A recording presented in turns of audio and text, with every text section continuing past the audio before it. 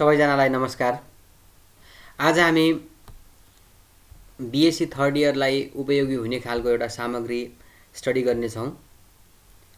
BSc third इयरको subject छ एउटा physical group अन्तर्गत रहेर म्याथमेटिकल फिजिक्स एन्ड क्लासिकल मेकानिक्समा यो सब्जेक्टको च्याप्टर नम्बर 5 डिफरेन्शियल इक्वेसन को एउटा टपिक आज हामी डिस्कसन गर्न गइराखेका छौँ। सो आज हाम्रो टपिक रहेको छ Bessel differential equation. Bessel differential equation यसको पावर सिरिज सोलुसन हामी आज पढ्ने छौँ। प्राय जस्तो यो तपाईहरुलाई एक्जाममा सोध्यो भने लङ क्वेशनको रूपमा 10 मार्क्स को क्वेशनमा सोध्ने गरिन्छ। त्यसकारणले एकदमै ध्यान दिएर हेर्नुस्।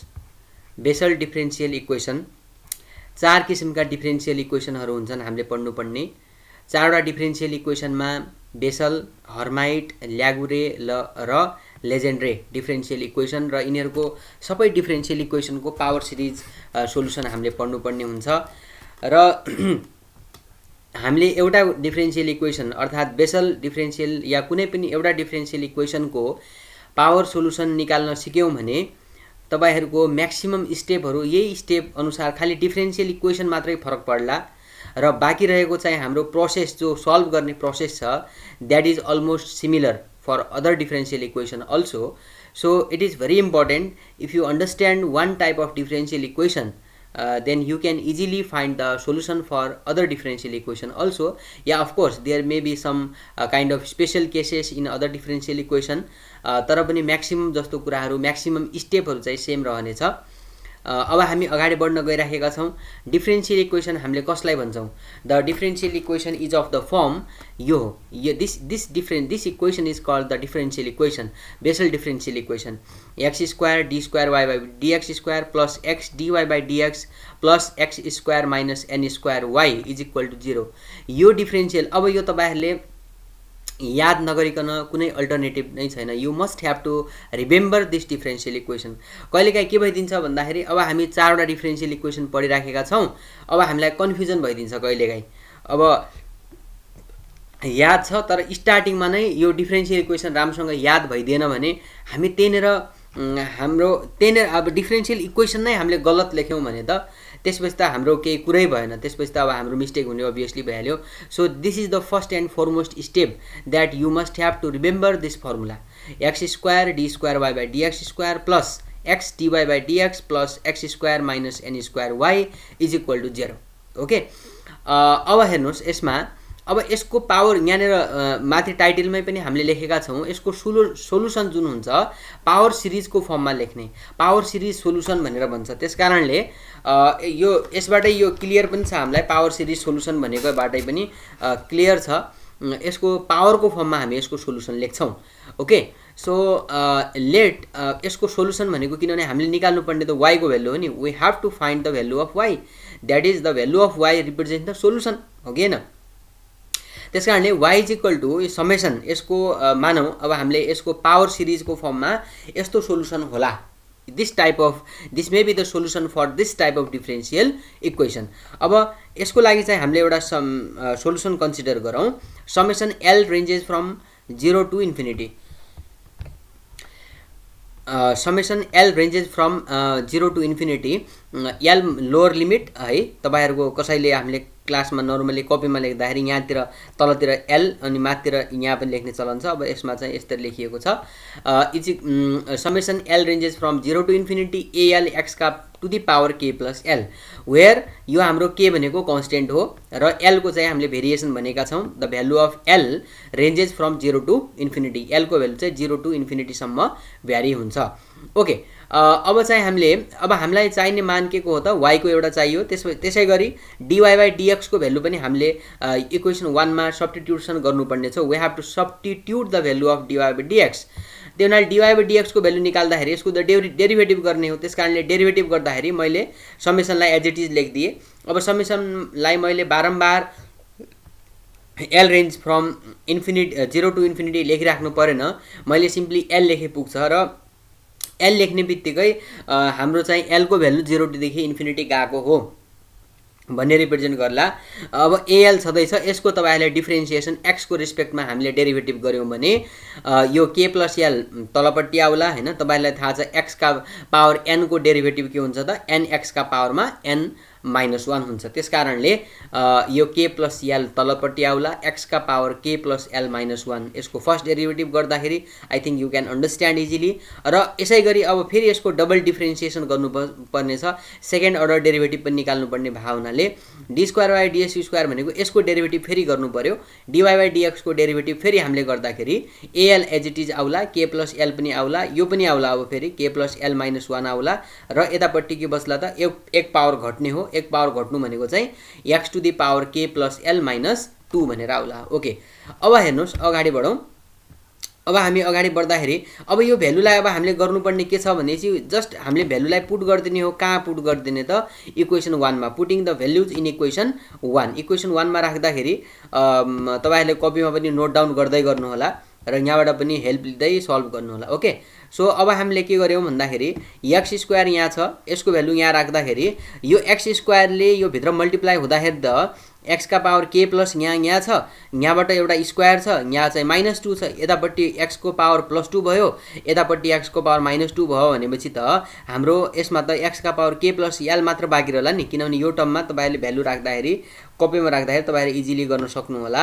अब यसपछि चाहिँ हामी हेरौँ अब हामीले के गरेका छौँ यहाँनिर हेर्नुहोस् त, त्यहाँनिर यो भ्यालु राख्दाखेरि यस्तो खालको आयो। त्यस्तै गरेर x into dy by dx, फेरि यो एक्स इन्टु डिवाई बाई डिएक्समा पनि यहाँ चाहिँ x to the power k plus l -1 छ, यहाँ +1 भयो, यो पनि काटिएला, खालि के प्लस एल बाँकी रहला।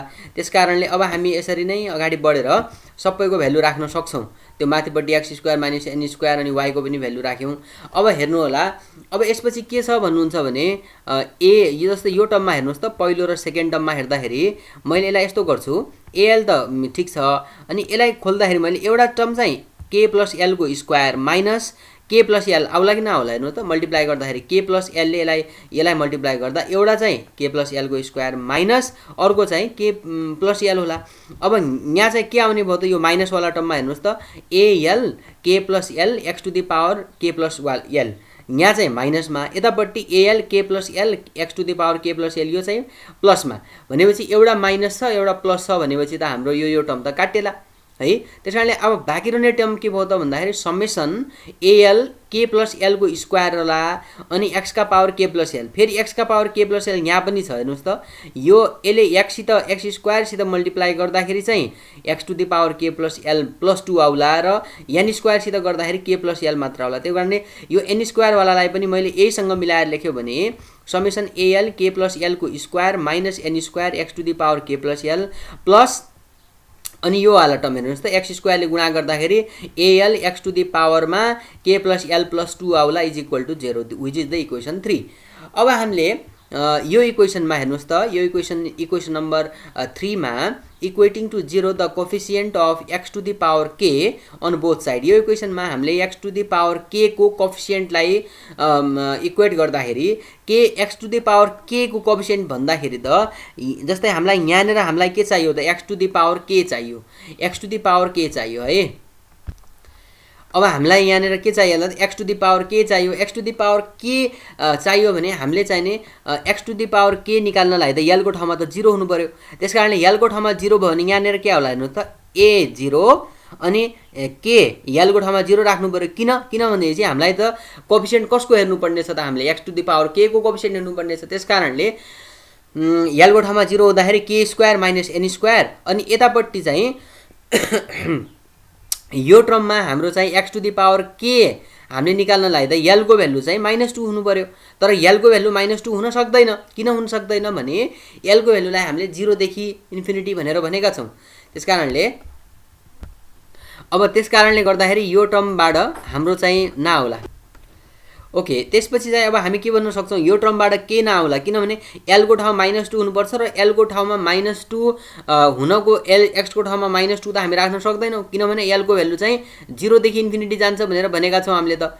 त्यस कारणले अब यसको मतलब पहिलो टर्ममा मात्रै हाम्रो के आयो A0 k square minus n square equal to 0, किनभने यसको कोफिसिएन्टलाई एक्सका पावर के को कोफिसिएन्टलाई हामीले यहाँ इक्वेट गर्दाखेरि यहाँ त 0 छ, त्यस कारणले इज इक्वल टु 0 गर्यौँ। अब a0 भनेको के हो त हाम्रो फर्स्ट टर्म हो। अब फर्स्ट टर्म नै 0 हुने भन्ने कुरा त हुँदैन नि, a0 त 0 हुन सक्दैन किनभने फर्स्ट टर्म नै 0 त कहाँ हुन्छ, हुँदैन। त्यसकारणले a0 0 नभइसकेपछि के 0 होला त, k square minus n square equal to 0 होला।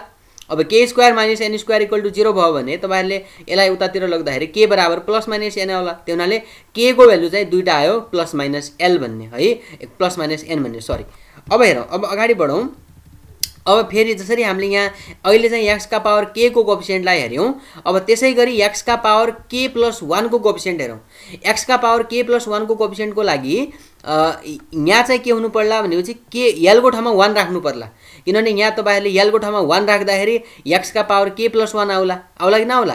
त्यसैकारणले x का पावर k प्लस 1 को कोएफिसिएन्ट भनेको l को ठाउँमा कति राख्ने भने मैले 1 राख्नु पर्यो, किनभने x का l को ठाउँमा 1 राख्दाखेरि x to the power k plus 1 आउला। त्यो हुनाले मैले यसलाई चाहिँ अब के गर्न सक्छु त, a1 अनि k प्लस 1 को स्क्वायर माइनस n स्क्वायर भयो पहिलो टर्मबाट, किनभने कोएफिसिएन्ट भने त अब यो लेख्ने कुरा भएन, खाली यो भन्दा अगाडिको कुरालाई मात्र मैले लेख्नु पर्ला। अब यताबाट चाहिँ मलाई x का पावरमा k प्लस 1 चाहियो भने k प्लस 1 निकाल्नलाई त l को ठाउँमा माइनस 1 राख्नुपर्छ। फेरि l को ठाउँमा माइनस 1 त हुन सक्दैन किनभने l को भ्यालु त 0 टु इन्फिनिटी हो।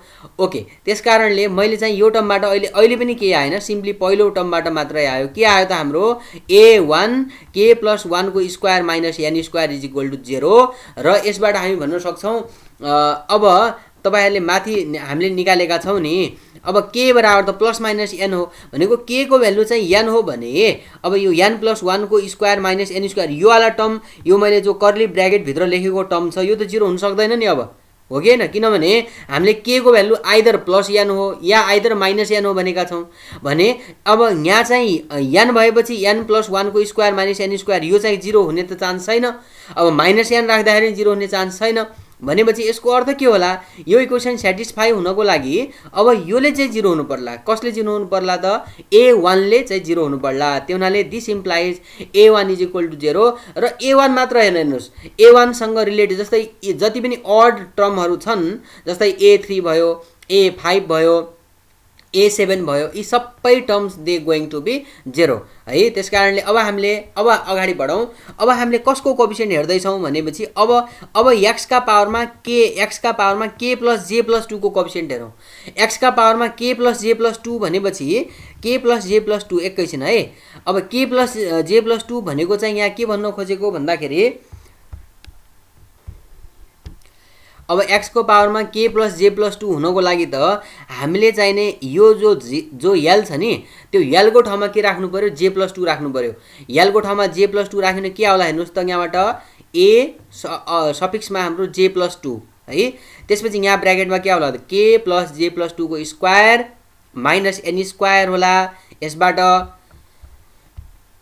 र यो टर्मबाट चाहिँ हामीले k का पावरमा x का पावरमा k प्लस j प्लस 2 भनेपछि यहाँनेर चाहिँ ठ्याक्कै हामीले l को ठाउँमा अरु केही पनि गर्नु परेन, l को ठाउँमा j राखिदिए पुग्यो है, किनभने l को ठाउँमा j राख्दाखेरि x का पावरमा k प्लस j प्लस 2 हुन्छ है। त्यसकारण यिनीहरुको पनि हामीले कोएफिसिएन्ट हेर्ने हो नि त। कोएफिसिएन्ट हेर्ने हो भने यहाँ चाहिँ कोएफिसिएन्ट यहाँ चाहिँ l को ठाउँमा j प्लस 2 राख्नु पर्यो। किन राख्नु पर्यो भनेपछि x का पावरमा k प्लस j प्लस 2 को कोएफिसिएन्ट हेर्नु पर्ने छ भने अब कोएफिसिएन्ट भनेको अगाडिको टर्म हो नि, यो त होइन। अब l को ठाउँमा j प्लस 2 राखेर हेरौँ त, a j प्लस 2 ब्र्याकेटमा k plus j plus 2 minus n square plus यहाँ चाहिँ के होला त, यहाँ चाहिँ तपाईहरुको l को ठाउँमा डाइरेक्टली j राख्नु पर्यो। l को ठाउँमा j राखेपछि यहाँ के आउला त, aj आउला इज इक्वल टु 0। त्यसकारणले अब हामी हेरौँ, मैले लेखेको छु equating to 0 the coefficient of x का पावरमा k प्लस j प्लस 2 गर्दाखेरि मैले अघि भने जस्तै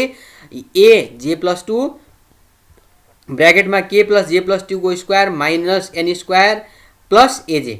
अब यहाँबाट a का यो aj लाई मैले राइट ह्यान्ड साइडतिर लग्दाखेरि के आउला त, माइनस aj आउला, र aj प्लस 2 बराबर के आउला त, यसलाई मैले अपनतिर लगे। यहाँनेर हेर्नुस् त एउटा फर्मुलामा बनिरहेछ, a square minus b square को फर्मुला बनिरहेछ यहाँनेर, भनेपछि यसलाई a plus b a minus b लेख्न सक्छु नि मैले, k plus j plus 2 minus n एउटा, k plus j plus 2 plus n एउटा है। त्यसकारणले अब हेरौँ, यो चाहिँ अब हामीले एउटा कन्डिसन निकाल्यौं यो वाला चाहिँ। अब हामी के गरौँ भन्दाखेरि अब हाम्रो त पोसिबिलिटी दुईटा हो नि, अगाडि नै आइदर के को value plus n or minus n हो। त्यस कारणले अब हामी के गरौँ भन्दाखेरि लेट के इज इक्वल टु एन भनेर हामी सपोजिसन गरौँ। ए को भ्यालु के को ठाउँमा हामीले एन राख्दाखेरि, किनभने यो अगाडि आएको छ नि त, के को भ्यालु प्लस माइनस एन हो है। त्यस कारणले लेट अहिलेको लागि मानौ लेटर सपोज के इज इक्वल टु एन भनेर मान्दाखेरि चाहिँ अब हामीले यस्तो लेखौँ, ए जे प्लस 2 बराबर माइनस एजे अपनमा चाहिँ हामीले के को ठाउँमा एन राख्दाखेरि यहाँ चाहिँ एन राख्दाखेरि माइनस, यहाँ माइनस एन आउला, यहाँ चाहिँ प्लस एन आउला, यो एन कट्ला, जसले गर्दा जे प्लस 2 एउटा र अर्को फेरि तपाईँहरूको के आउला त, यो के को ठाउँमा एन भयो भने एन र एन 2n प्लस जे प्लस 2 आउला है। त्यस कारणले अब मैले कोएफिसिएन्टहरू हेर्छु है। अब के हेर्छु भन्दाखेरि अब तपाईँहरूको यहाँनिर हेर्नुहोस् है, यहाँनिर अब चाहिँ यो ए जे प्लस 2 को त यो जनरल फर्मुला टाइपको हामीले निकाल्यौँ। अब हामीले यो a2 भनेर निकालौँ। अब a2 भनेर निकाल्नलाई a2 को भ्यालु कति होला भनेर थाहा पाउनलाई त a2 चाहियो भने जे को ठाउँमा त 0 राख्नु पर्यो। जे को भ्यालु 0 राख्यो भने अनि हाम्रो a2 आउँछ। त्यस कारणले a2 निकाल्नु भनेको के हो भने जे बराबर 0 राख। इफ जे बराबर 0 अनि के भयो त a2 बराबर माइनस, अब जे को ठाउँमा त 0 राखेका छौँ नि हामीले, a0 अपनमा फेरि 0 प्लस 2 भनेको 2 अनि 2n प्लस यो जे को ठाउँमा 0 भयो अनि 0 हुँदाखेरि यो 0 नै भयो, 2n प्लस 2 आयो। अब मैले अघि नै भनिसकेँ, किनभने अड टर्महरू हाम्रो a1 0 भएको हुनाले a3 a5 हरू पनि सबै 0 हुन्छ। त्यस कारणले अब हामीले यहाँ इभन टर्महरू मात्रै निकाल्ने हो। यदि तपाईँहरूले यसलाई म देखाउँछु एकचोटि, ल लेट्स। अब a3 किन 0 भयो त म तपाईँलाई देखाउँछु है। a3 निकाल्नलाई मैले जे को ठाउँमा कति राख्नु पर्यो, 1 राख्नु पर्यो है। जे को इफ जे बराबर 1 अनि यहाँ के भयो त 1 प्लस 2 भनेको a3 बराबर अनि माइनस a1 अपन 1 प्लस 2 अनि 2n प्लस 1 प्लस 2 भयो। अब यहाँ त माथि त a1 आइसक्यो नि। अब यहाँ a1 आइसक्यो भने त a1 को भ्यालु त 0। त्यस कारणले गर्दाखेरि a3 0 भयो। त्यसै गरी a5 a7 सबै अड इन्टिग्रल टर्महरू चाहिँ 0 हुन्छ। यु क्यान इमेजिन है। अब हामी अगाडि बढ्छौँ। अब हामीले त्यसै गरी a2 निकाल्यौँ। त्यसै गरी अब a4 a6 अब हामीले इभन टर्महरू मात्रै निकालेर हेरौँ त। a4 को ठाउँमा कति होला हेर्नुहोस् त। a4 को लागि a4 भनेपछि हामीले a4 निकाल्नलाई के गर्नु पर्यो, जे को ठाउँमा 2 राख्नु पर्यो। जे को ठाउँमा 2 राखेपछि यहाँ के भयो त माइनस a2 अपन यहाँ 2 प्लस 2 भनेको 4 अनि यहाँ 2n यो भने 2 र 2 4 भयो, 2n प्लस 4 भयो। अब a2 को भ्यालु त यो राखौँ नि त। a2 को भ्यालु यसलाई राख्दाखेरि यहाँ चाहिँ यो एउटा माइनस छ, यो एउटा माइनस छ, माइनसको स्क्वायर मैले लेख्न सक्छु है। त्यस कारणले यो भ्यालु राख्दाखेरि a2 को ठाउँमा यो भ्यालु राख्दाखेरि माथिपट्टि a0 आउला र तलपट्टि यो भ्यालु मैले a2 को ठाउँमा यो भ्यालु राख्दाखेरि 2 × 4 मिलाएर राखेको छु। तपाईँले कपीमा पनि एकचोटि ट्राई गर्नुहुनेछ। अनि 2n प्लस 2 अनि 2n प्लस 4 आउला। अब सिमिलरली मैले a6 निकाल्नलाई के गर्नु पर्यो, a6 चाहियो भने 4 राख्नु पर्यो जे को ठाउँमा। जे को ठाउँमा 4 राख्दाखेरि aj आयो, सरी a4 आयो, माइनस a4 अपन 4 प्लस 2 भनेको 6 अनि त्यसपछि के त 2n प्लस अनि यतापट्टि चाहिँ हाम्रो के आउला भन्दाखेरि 2n प्लस अनि त्यसपछि यहाँ जे को ठाउँमा 4 राख्नु पर्यो। 4 प्लस 2 भनेको 6 भयो। त्यस कारणले फेरि हेर्नुहोस् त, अब यो एउटा माइनस अलरेडी छ। अब a4 को भ्यालु त यहाँबाट राख्ने हो नि। a4 मा -1 को स्क्वायर छँदैछ, यहाँ एउटा माइनस छ भने -1 को क्युब भयो अनि त्यस पछाडि गएर a0 छँदैछ माथितिर होला अनि यो टर्म थपिने त हो नि त्यसमा 2 × 4 छँदैछ, यहाँ एउटा 6 आयो। त्यसै गरी 2n प्लस 2 2n प्लस 4 अनि यहाँ 2n प्लस 6 पनि टर्म आउला। अब यसै गरी अब तपाईँहरूले इमेजिन गर्न सक्नुहुन्छ अब a2r कति होला त, किनभने अब हामीलाई चाहिने भनेको यहाँ चाहिँ सबै टर्महरू इभन टर्महरू आए। अब तपाईँहरूले you can not write ar है। यहाँनिर ar किन लेख्न सक्नुहुन्न भने r त जे पनि हुनसक्छ नि। तपाईँहरूको r भनेको तपाईँको अड पनि हुनसक्छ, इभन पनि हुनसक्छ। तर तपाईँहरूले 2r राखेपछि त 2r इज अलवेज इभन। जस्तै r तपाईँहरूको जेसुकै भए पनि, अड भए पनि, इभन भए पनि a अफ 2r भनेको इभन हुन्छ। त्यस कारणले मैले 2r राखेँ। अब हेर्नुहोस् यसको प्याटर्न बुझौँ त। प्याटर्न सायद बुझिसक्नु भएको छ। यहाँ 6 हुँदाखेरि -1 को पावरमा 3 छ, यहाँ 4 भएपछि यहाँ 2 छ भने पावर जो -1 को पावर छ त्यो 2 ले कम डिभाइड भइरहेछ, आधा भइरहेछ। 2 ले आधा भइरहेछ भने अब ए अफ 2r भनेपछि -1 को पावरमा कति होला त? -1 को पावरमा त r होला डेफिनेटली, आधाले घट्ने हो। अनि यतापट्टि a0 लाई मैले लेखेँ। अब यहाँ के होला त हेर्नुहोस् त, अब यो 2 4 हुँदै 6 सम्म गइरहेछ भने यहाँ के होला त? 2 4 6 हुँदै 2r सम्म जाला। यतापट्टि के होला? 2n + 2 2n + 4 2n + 6 हुँदै कहाँसम्म जाला त? कहाँसम्म जाला? यहाँ 6 सम्म गइरह हुनाले यहाँ पनि कहाँ जाला त? 2r सम्मै जाला। 2n + 2 2n + 4 2n + 6 dot dot dot dot dot गरेर 2n + 2r सम्म जाला। अब त्यसपछि हामी के भन्न सक्छौँ भन्दाखेरि हेर्नुहोस् है ध्यान दिएर। अब हामीले यसलाई मैले अलिकति मिलाएर लेख्छु है। यसबाट मैले 2 लाई कमन निकाल्दिएँ। हेर्नुहोस् त 2 4 6 यिनीहरूबाट सबैलाई 2 कमन निकाल्यो भने मेरो कति आयो त? 2 का पावर r आउला। यहाँबाट 2 2 एउटा यहाँ एउटा 2 यहाँबाट एउटा 2 यहाँबाट 2 2 2 गरेर कति त? 2 का पावर r एउटा भयो। अनि बाँकी गरेर त यहाँबाट सबैबाट 2 कमन आयो भने यहाँ चाहिँ 1 बाँकी, यहाँ चाहिँ 2 बाँकी, यो 6 बाट 2 कमन आयो भने 3 बाँकी, अनि यहाँबाट चाहिँ 2r बाट 2 कमन आयो भने कति त? r बाँकी है। अब यो 2n प्लस यो वालाबाट पनि मैले 2 लाई कमन निकाल्ने भने यहाँबाट एउटा 2 है, किनभने मल्टिप्लाईमा छ नि, यो 2 यहाँबाट पनि 2 यहाँबाट पनि 2 हुँदाखेरि यहाँ पनि r वटा छ भनेपछि मैले अब हामीले यहाँबाट पनि 2 का पावर r भयो, यहाँबाट पनि 2 का पावर r भयो, जसले गर्दा 2 का पावर 2r मैले लेख्न सक्छु। र यो भनेको हाम्रो 2 लाई कमन तान्दाखेरि n + 1 एउटा अनि n + 2, किनभने 2 लाई मैले कमन तान्दाखेरि 2 लाई हामीले कमन तान्दाखेरि यहाँबाट के आउला? n + 2, त्यसपछि यहाँबाट निकाल्दाखेरि n + 3 अनि n + r आउला। अब यसपछि गएर a अफ 2r बराबर मैले यसलाई देख्न सक्छु -1 को पावरमा r, अनि हेर्नुहोस् त, अनि यसलाई यो 1 यो 1 × 2 × 3 डट डट r भनेको यसलाई त मैले r को फ्याक्टोरियल लेख्न सक्छु र यसलाई मिलाएर मैले एज इट इज यति भनेर लेखेको छु है। अब मैले त्यसपछि अब मैले त यसको लेख्नुपर्ने के हो त? हामीले लेख्नुपर्ने त सोलुसन हो। अब सोलुसन लेख्नुपर्ने हो भने सोलुसन त यो टाइपको छ। अघि नै हामीले भनेका छौँ फर्स्टमा इक्वेसन सायद 2 मा लेखेका छौँ, y = l ranges from 0 to ∞ al x का पावर k + l हो भनेका छौँ। त्यसकारणले मैले यसलाई खोलौँ, एक्सपान्सन गरौँ, l को भ्यालु 0 हुँदै राख्दै जाउँ। x को भ्यालु 0 हुँदाखेरि l को भ्यालु 0 हुँदाखेरि a0 x का पावर k + 0 भनेको k मात्रै भयो। अब l को ठाउँमा 1 राख्नु पर्यो, a1 x का पावर k + 1 त्यो 2 राख्नु पर्यो, a2 x का पावरमा k + 2 हुँदै हुँदै कहाँसम्म जाला त? यो अब हाम्रो 2r सम्म लेख्नु पर्यो यसलाई हैन। त्यसकारणले a2r भनेर जस्तै a0 a1 हुँदै a2r यो त इन्फिनिटी सम्मै जाने हो, तर अब हामीलाई यो टर्म थाहा भएको हुनाले a2r x का पावर k + 2r भयो। अब यसपछि चाहिँ हामीलाई x k को भ्यालु त n हो भनेर हामीले भनेका छौँ। k को भ्यालु n भयो भने सबैको ठाउँमा k को ठाउँमा n राखिदिनुहोस्। a0 x का पावर n जति पनि जो माथिको इक्वेसन छ नि तपाईहरुले हेरेको यो इक्वेसनमा तपाईहरुको k को ठाउँमा जति पनि छ त्यो k को ठाउँमा तपाईहरु n राखिदिनुहोस्। अब n राखिसकेपछि अब हेर्नुहोस् त कमन के आउला? a0 एउटा कमन आउला, x का पावर n पनि कमन आउला, जसले गर्दाखेरि तपाईहरुको यस्तो खालको टर्महरु आउला। र यहाँनेर चाहिँ हामीले a1 a3 भन्ने टर्महरु त 0 भए र पहिलो टर्म तपाईहरुको 1 भयो। अब तपाईहरुले यहाँनेर यो a2 को भ्यालु राखेको है, बुझ्नुस् है। यहाँनेर यो जुन छ a2 को भ्यालु हो, a2 को भ्यालु भनेको यहाँनेर हामीले a2 अनि x का पावर n त कमन आयो, x² एउटा बाँकी छ नि यहाँ, त्यो x² लेखेको छु अपनमा 2 × 2n + 2। यो माथिको a का पावर यो a2 को भ्यालुलाई मैले राखेँ। त्यस्तै अरू पनि भ्यालु राख्दै गयो भने अब म सिधै जान्छु x का पावर n भनेको यहाँ बाहिर आइसकेको छ कमनको रूपमा।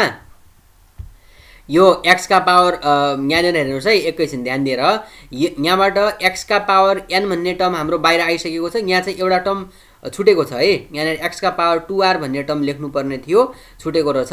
मैले a अफ 2r को भ्यालु मात्रै लेखेको छु। यहाँनेर a अफ 2r को भ्यालु चाहिँ यो भयो हाम्रो। a अफ 2r को भ्यालु भनेको दिस मच -1 को पावरमा r, यो हामीले माथिपट्टि लेखेकै भ्यालु हो। अनि x का पावर n बाहिर कमन आइसक्यो।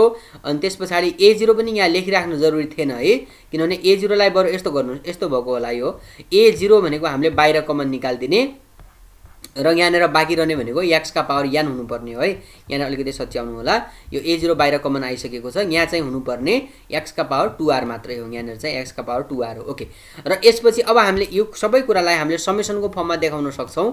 यो कुरालाई मैले समेसनमा देखाउँदाखेरि a0 x का पावर n मैले राखे र अब यसलाई मैले समेसनको फर्ममा राखे। समेसनमा चाहिँ मैले अब यहाँ यो एक्सपोनेन्ट भनेर यो प्यारामिटर जे राख्दा पनि फरक पर्दैन, मैले आर भनेर राखेको छु।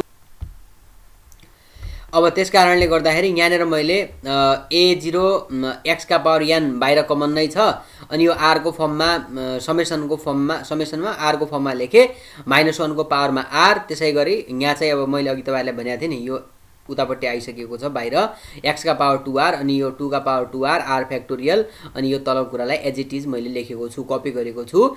अब मैले यो x का पावर n जो बाहिर छ त्यसलाई मैले भित्र लगेँ। भित्र लग्दाखेरि यो x सँग पावरमा मल्टिप्लिकेसन होला, जसले गर्दा x का पावर n + 2r होला, बाँकी एज इट इज होला।